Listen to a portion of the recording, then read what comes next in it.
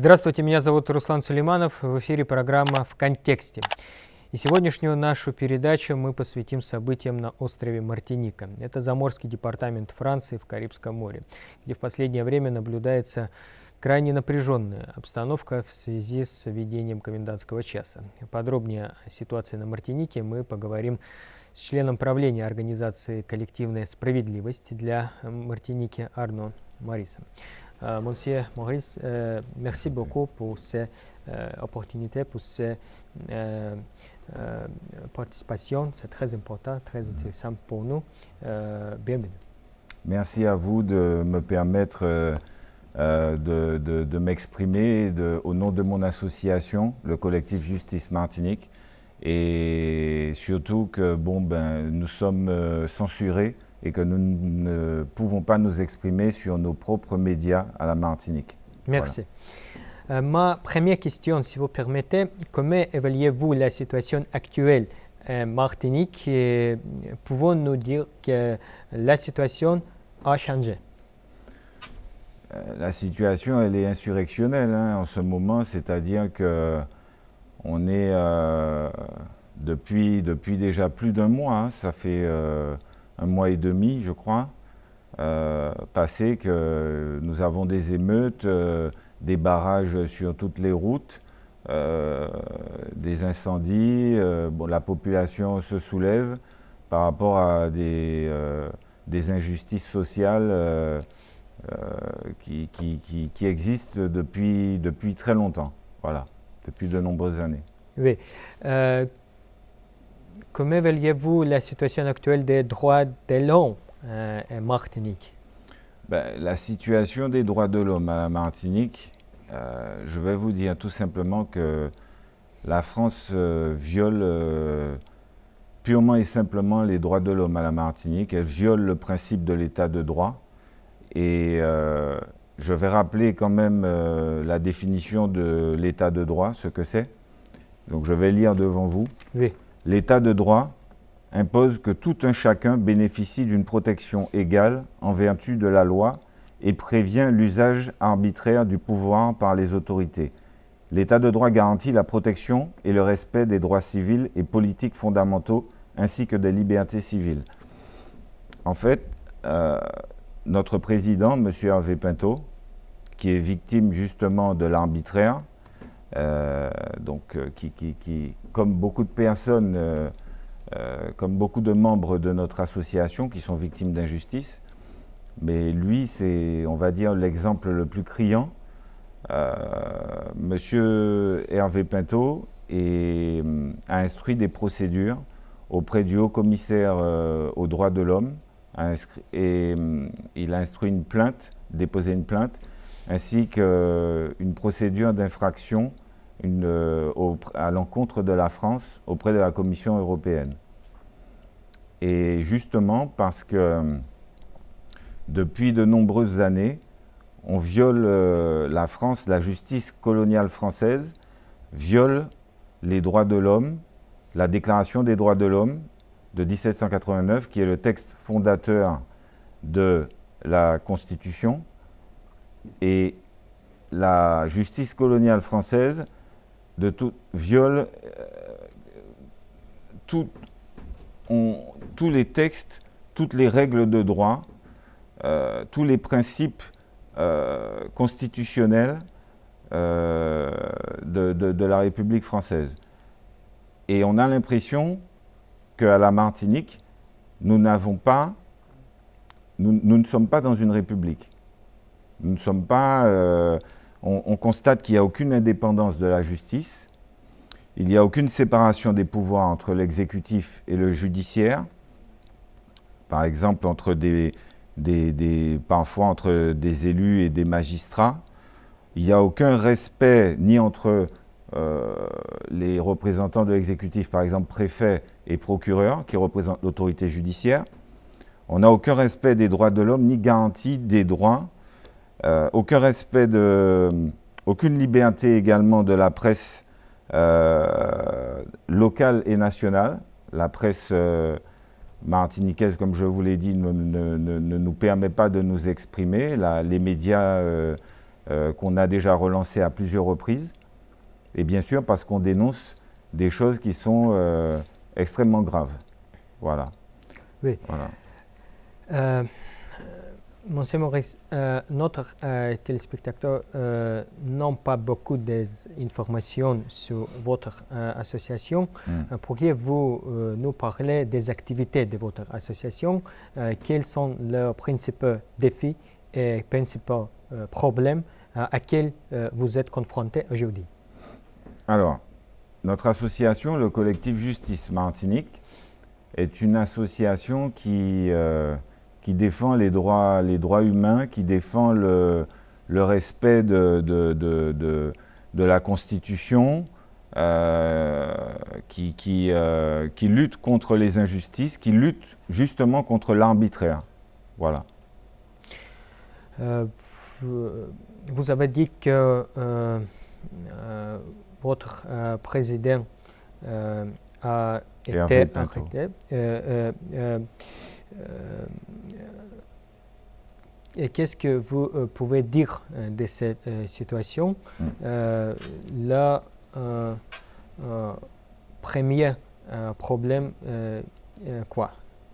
Alors, notre président, M. Hervé Pinto, est déjà lui-même victime d'injustice, puisque depuis 26 ans, il est en procédure concernant un problème de vol de terrain, un terrain qui lui a été volé, dont il ne peut pas... Là, on est dans la violation d'un droit naturel qui est le droit à la propriété, puisque il ne peut pas jouir de son terrain. C'est assez long à expliquer, toute cette histoire. Mais maintenant, il est carrément également, on est encore dans la violation des droits de l'homme, privé de son droit à la liberté, d'un droit naturel, et sacré, qui est rappelé dans la Déclaration des droits de l'homme de 1789. Voilà. En même temps, nous savons que vous avez une situation très difficile avec la présidente du tribunal de Fort-de-France. Oui. Pourriez-vous nous dire en quelques mots de cette situation?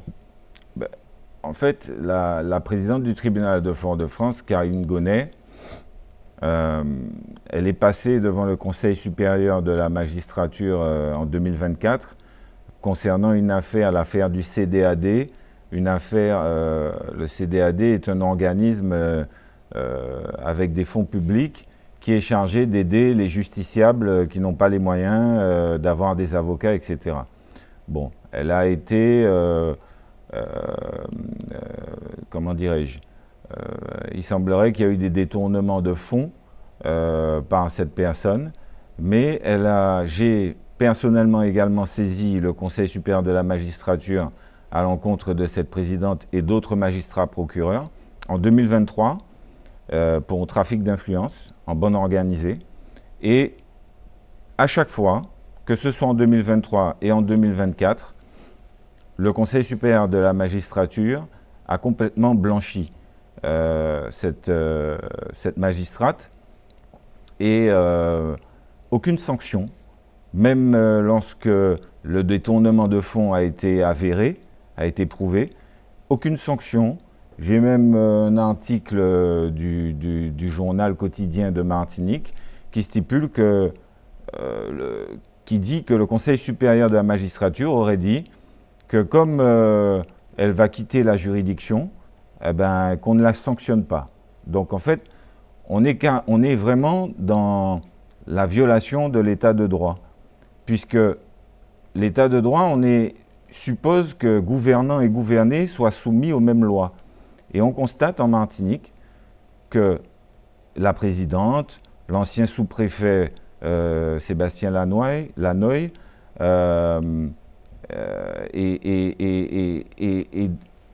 et encore, j'ai encore d'autres exemples, plusieurs personnes qui ont de hautes responsabilités peuvent commettre tout type d'exactions et ne sont jamais sanctionnées par la France. Voilà. C'est ce qui se passe à la Martinique. Ces personnes bénéficient d'une immunité, elles peuvent faire ce qu'elles veulent. Voilà. Oui,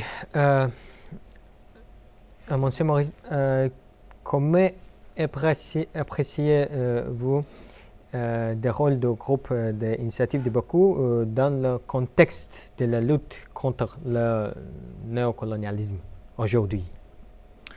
Le groupe de Bakou, le groupe initiative de Bakou, qui est critiqué par la presse française, bien sûr, nous donne l'opportunité de nous exprimer, puisque nous sommes censurés, chez nous, en Martinique et au niveau national.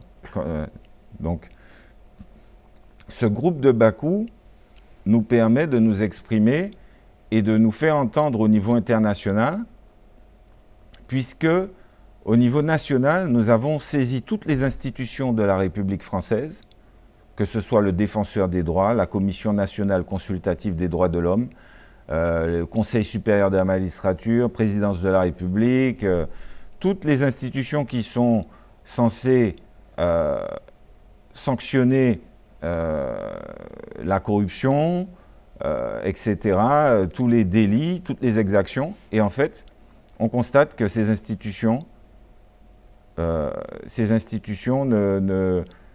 sont complètement, comment dirais-je, ces institutions sont vérolées.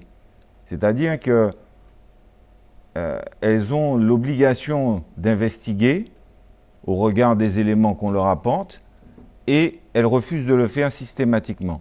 Donc elles cautionnent une impunité, elles cautionnent l'arbitraire, elles cautionnent la corruption. Voilà. Oui. Qu'est-ce que vous pensez, quelles mesures supplémentaires devraient être prises dans le cadre de la lutte contre le colonialisme, pas seulement en Martinique, mais partout en Afrique, en Nouvelle-Calédonie, etc., etc. Bon, je ne connais pas le cas particulièrement de chaque pays en profondeur, mais il est sûr que le groupe de Bakou permet à toutes ces colonies de se faire entendre, à tous ces peuples de se faire entendre lorsque la France viole leurs droits. Voilà. Nous savons que les autorités françaises critisaient l'Azerbaïdjan parce que le groupe d'initiative de Bakou est très actif. Qu'est-ce que vous pouvez dire à ces accusations?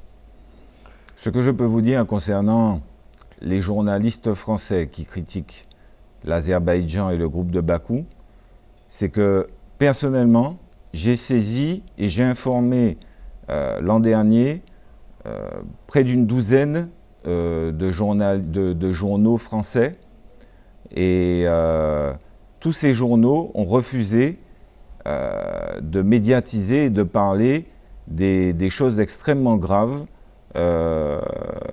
concernant la magistrature, notamment à la Martinique, mais également les institutions de la République française qui ne jouent pas leur rôle et qui s'abstiennent d'accomplir leurs devoirs face à ces exactions. Et les journalistes français critiquent l'Azerbaïdjan, mais eux-mêmes pratiquent la censure, alors que l'Azerbaïdjan nous permet de nous exprimer. Et tous les éléments que nous avons vous permettent de prouver qu'en réalité, la France n'est pas la patrie des droits de l'homme, comme elle le prétend. Donc, les journalistes français disent que l'Azerbaïdjan serait une dictature, etc.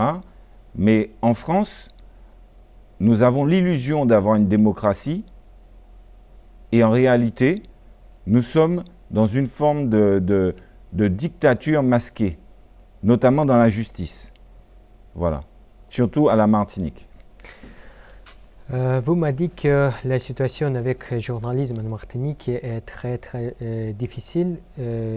Pourquoi? Qu'est-ce que le plus grand problème dans le cadre du journalisme en Martinique? Les journalistes à la Martinique depuis quelques mois, il nous fuit, mon association, moi, il nous fuit puisque nous avons des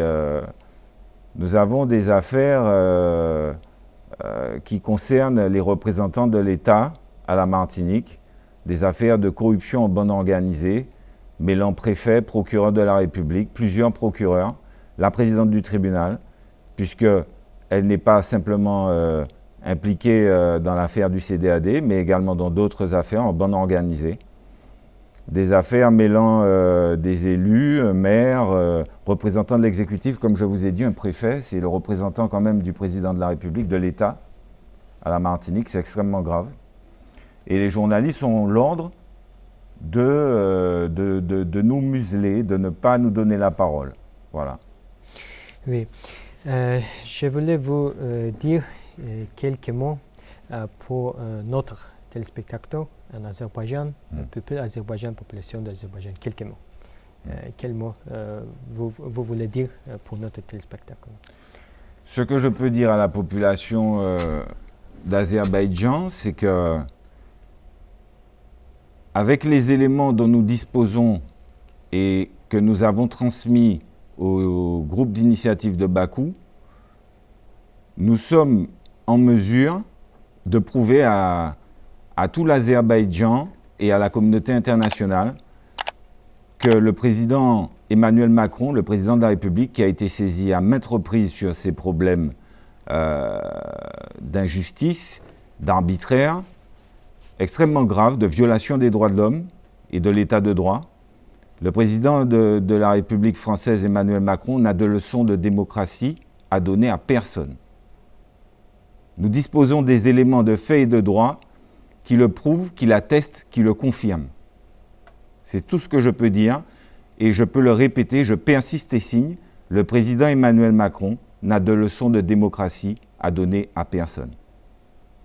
Voilà. Merci infiniment, merci beaucoup pour ce dialogue important. Merci. Je vous remercie, monsieur. Merci infiniment. Merci. О ситуации на Мартинике мы говорили с членом правления организации «Коллективная справедливость для Мартиники» Арно Марисом. Меня зовут Руслан Сулейманов. Это была программа «В контексте». Всего вам доброго. Оставайтесь на CBC.